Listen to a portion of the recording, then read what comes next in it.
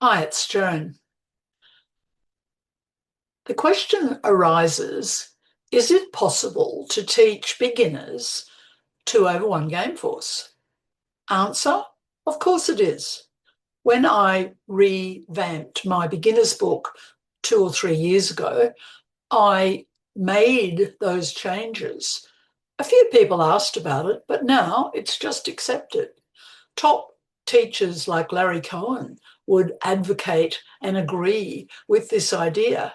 And what they say is when we were taught standard, e.g., one heart past two clubs, one spade past two diamonds, to teach and to learn that as being specifically 10 plus points is pretty silly because if you've got 12 or 13 and people open quite like these days, and suddenly you're making a forcing 2/1 bid with a bad 10-point hand, well, you might only have 22 points between the two of you, and there you are forced to the next level without any idea of fit.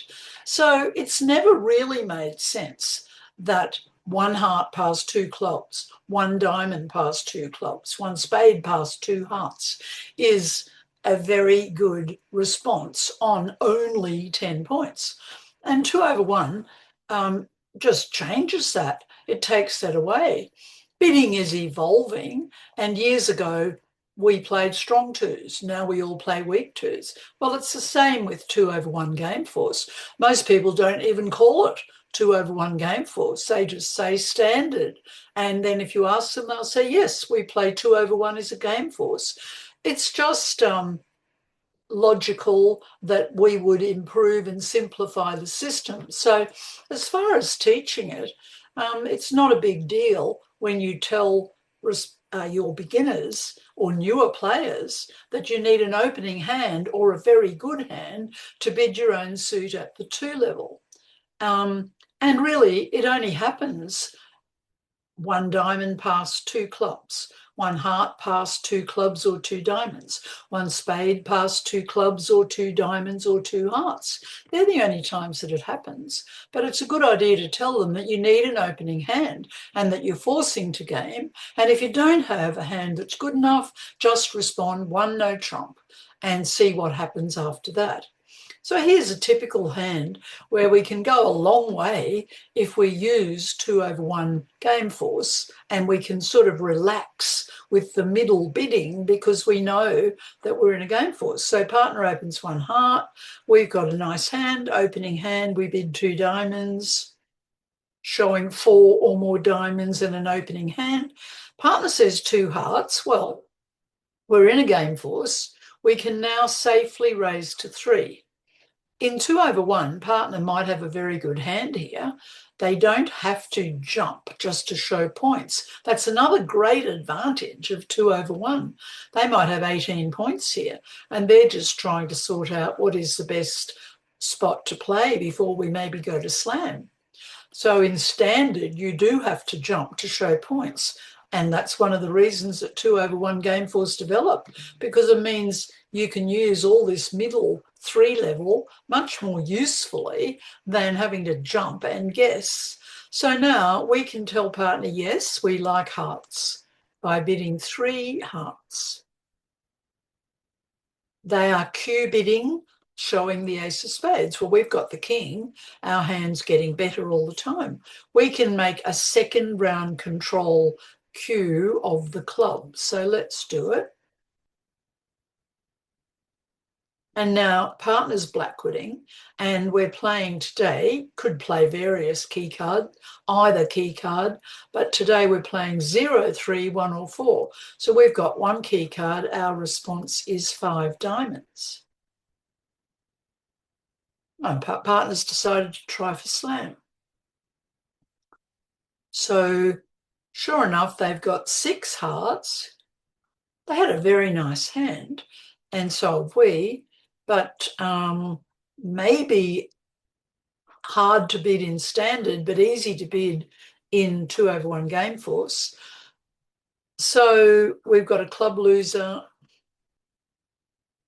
Our goal is to try to set up the diamonds to find the diamond queen and to be able to get rid of this loser, the slow spade loser, on an established diamond. So we could draw trumps, but I think we should play a diamond first because we might need entries to get over to these diamonds later. And we've got ace, 9, 7, and we've got the king of spades. If the diamonds break 4-2, we will need to trump out the queen and then get over to enjoy the jack. So that's why I think it's best to leave the entries here. So we've done that. Let's cash the king of hearts. We've unblocked the diamonds. Now, that notice the 10 falls.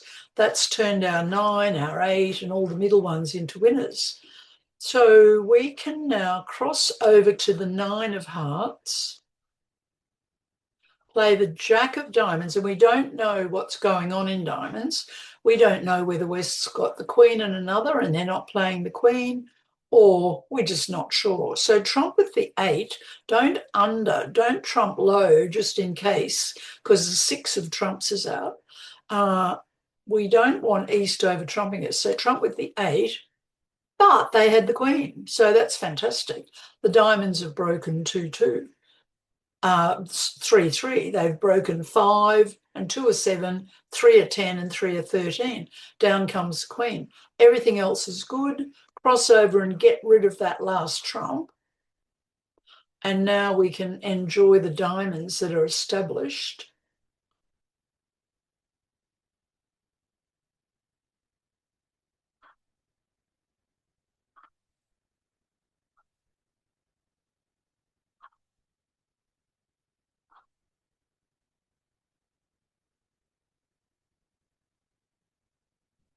So 12 tricks, bid and made via 201 Gameforce.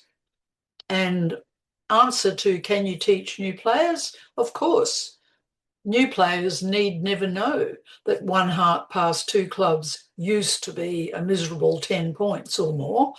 All they need to know is that 1 heart past 2 clubs or 2 diamonds is a good opening hand and it's a force to game. And the 1 no trump response is difficult to teach to new players anyway, but any other hands that they don't think are strong enough to open, e.g. 1 heart past 2 clubs when you have got 10 points, you just put that response into 1 no trump. It's so much more logical and simple, and you save the beginners ever needing to know about the awful old 10 points. Hope it works well.